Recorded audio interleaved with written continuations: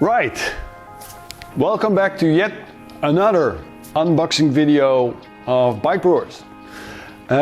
What we have received today is a box from the people at Stiches UK distribution. Heavy box this time. They have sent us a couple of books, obviously on motorbikes, which we'll take out, and then we have to read them and write about them. Looking forward to unwrapping, unboxing these books and then reading them. Now for the occasion, as you may see, I already have some gray hair, so I have to put my reading glasses on to really see what these books are all about. Pretty heavy.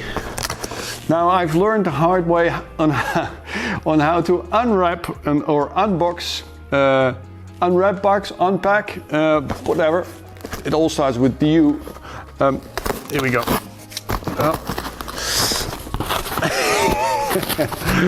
Obviously I have some more learning to do, but they're still fun. Okay. I got the zip. Open the box. It's so heavy that I can't even hold it. Now, okay, there's 3 books in there, so there's some definitely some reading I need to do,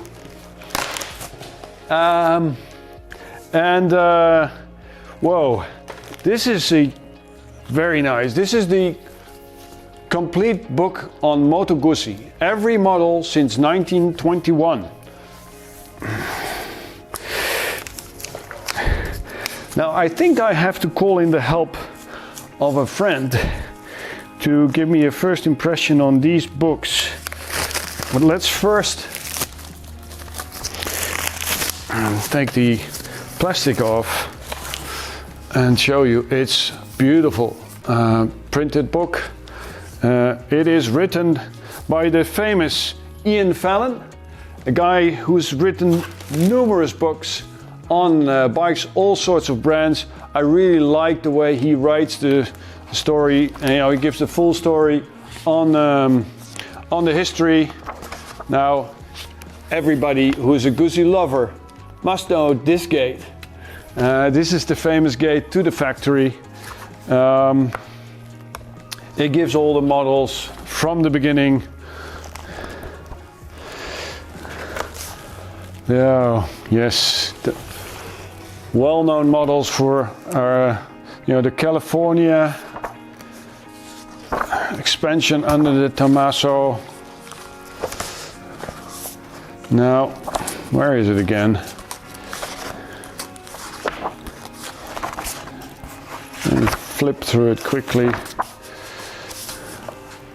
The California 2. We used to have one of those, one of these bikes in the police force in Amsterdam, way back in the 70s, when the bike came out, and it goes all the way up to the most modern bikes. So there is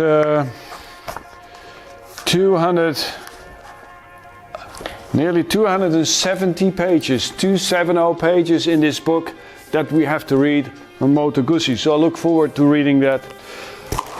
Now let me call in my friend, because he's an Italian and he knows a thing or two about Italian bikes, obviously. Luca!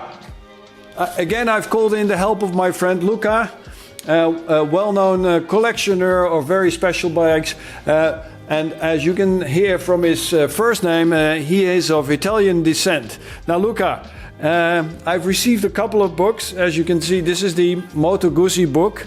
I just want to have your first impression on this book. Well, first of all, Ian Fallon is one of the top writers and experts on Italian bikes, in particular Guzzi and Ducatis. I think I have a book from him on Triumph as well. He's a famous writer. He's very, very famous, but on Italian bikes, he's the one who knows the most. Let's see, Guzzi. Very nice. Great paper. Fantastic pictures. And let me see what they say about my favorite Guzzis, which model is that? Which is your favorite Guzzi?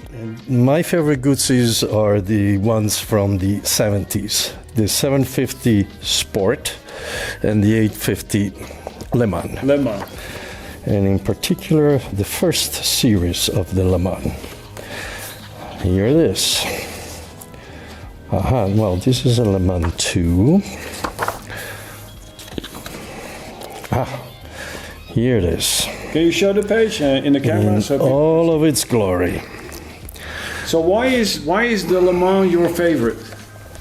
Well, first of all, the Le Mans was called the Le Mans because Guzzi did extremely well with its 750 in the 24-hour Le Mans in the 70s.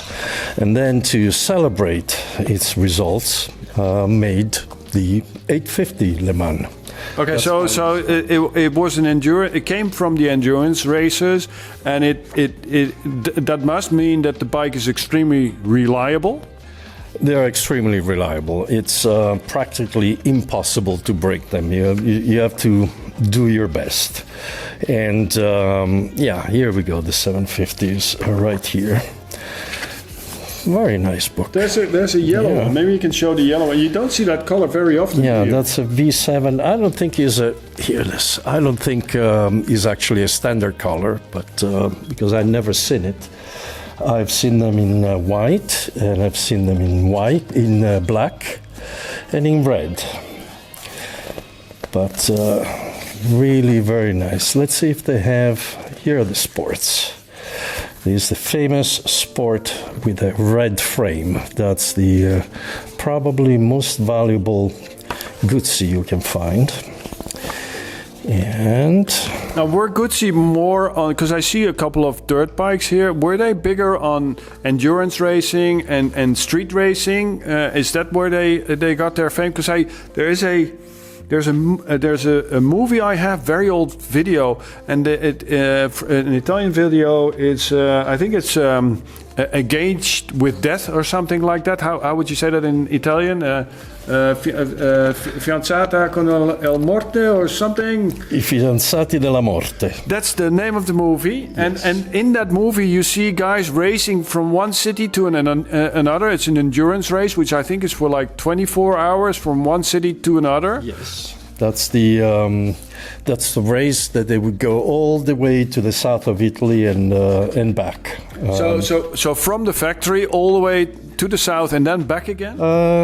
I don't remember from which city, but from some city in the north, similar to the Mille Miglia.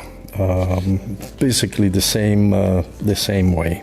So were they? So we all know the saying: "Win on Sunday, sell on Monday." Is that what Guzzi used to be big about? No, Guzzi was known for reliability. That was their forte. They really were known for being impossible to destroy. In fact, many military motorcycles and police motorcycles were Guzzis for many. Oh, we had them. Yeah, talking about police, the Amsterdam police force had Guzzis.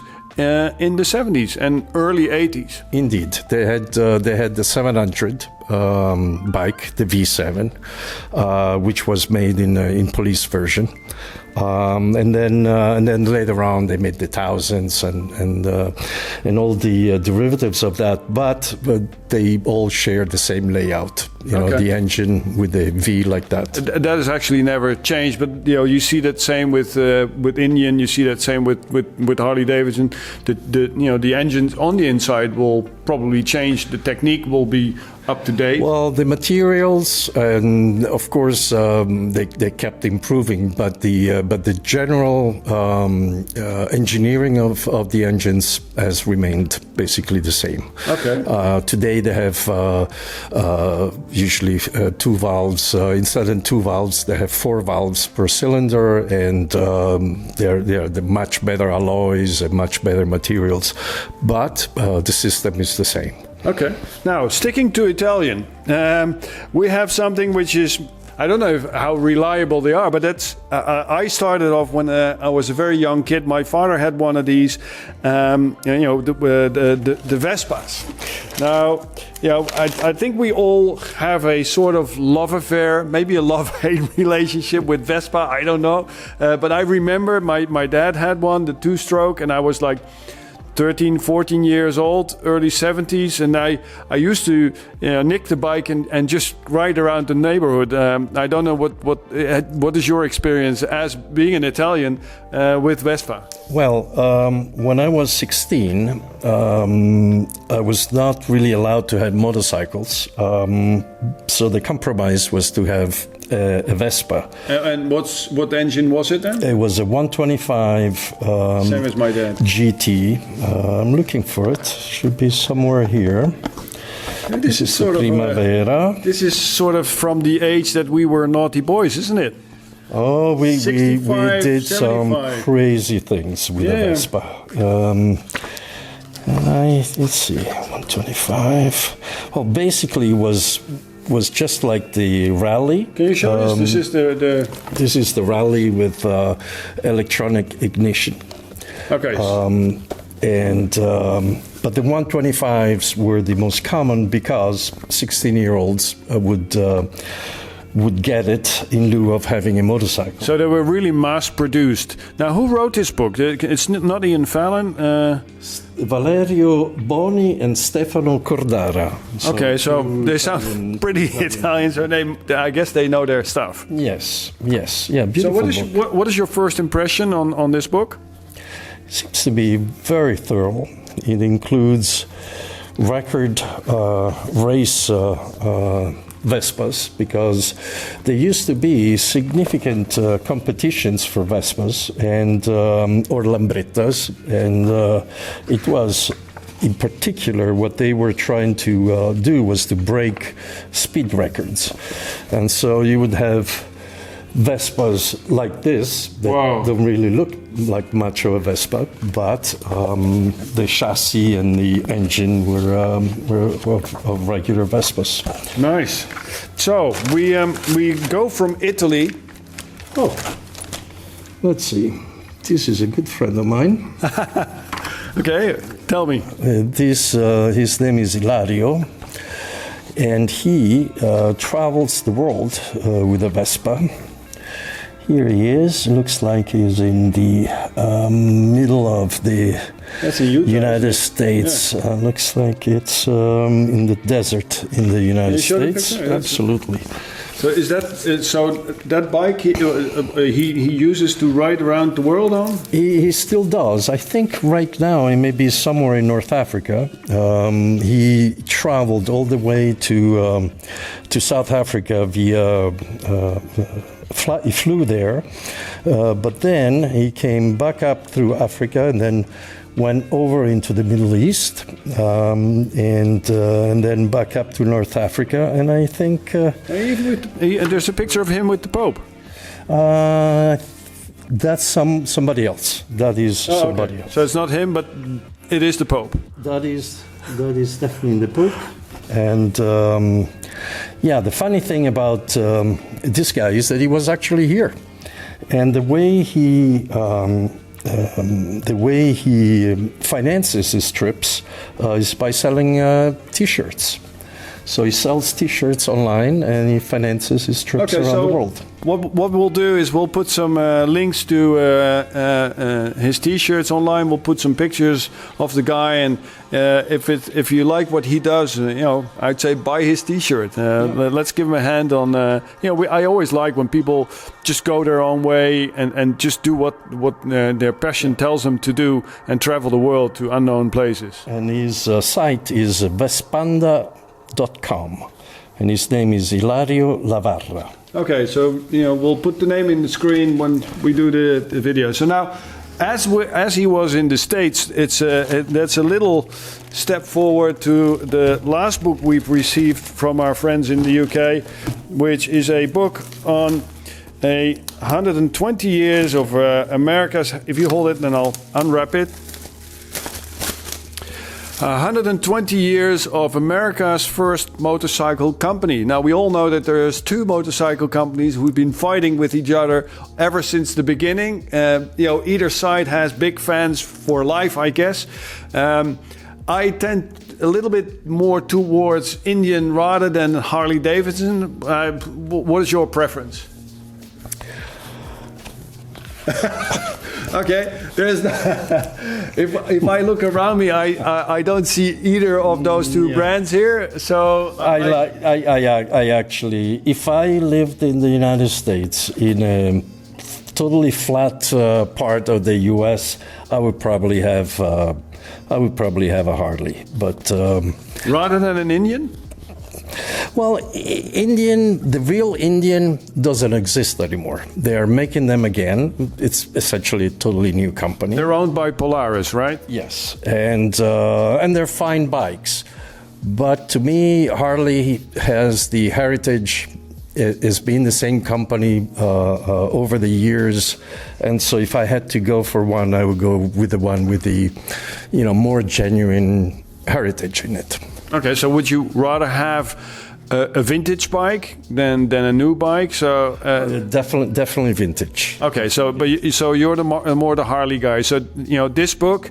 That's why I put my reading glasses on. This is probably the book that I'm going to have to be reading and then write about. So, I can give you a choice of the Vespa or the Guzzi to read and to tell me what you think of it. I'll read the Guzzi book. Okay, so we've already found a volunteer to read and tell me about the Guzzi book, and then I'll do the story.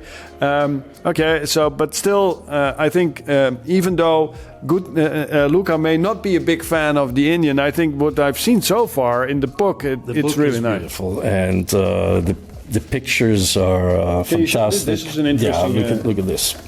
Yeah, look at this. So I think that the new Indians look really nice. I've tested the FDR last year, and there's another test of the FDR Rally coming up. What I liked about the bike is, the enormous torque that is available right from the beginning. What I did not like about the bike is that the rear cylinder. I was testing the bike on a very hot summer day. It was something like 27 degrees centigrade, and it really warms up between your knees. It really becomes a very hot bike. That's very common of most V-twin bikes. You cannot get away from that. Ducati will do the same. Now, our BikeBrewers colleague in Spain, Thierry, he's been testing he's been doing some serious testing on big Indian bikes. So he did the Road Chief, and there was another bike that he tested. Just check our social channels for the testing he has done. So again, I'll be. That's a nice picture. Beautiful picture on the new bike. Anyway. What I'll do is, Luca, I will do you a favor. I'll be reading this book, and then I'll write about it. And I hope you guys just follow the stories on BikeBrewers.com. Luca, thanks for inviting us over in your marvelous place again, which is a rider's dream or vintage rider's dream. I'll be doing my part on this book, and you'll be doing the Guzzi, and we'll just have to find another volunteer for the Vespa. So if anybody feels like it, just give us a shout. Thank you. See you soon. Bye bye. Don't forget to subscribe. BikeBrewers.com. See you later. Bye bye.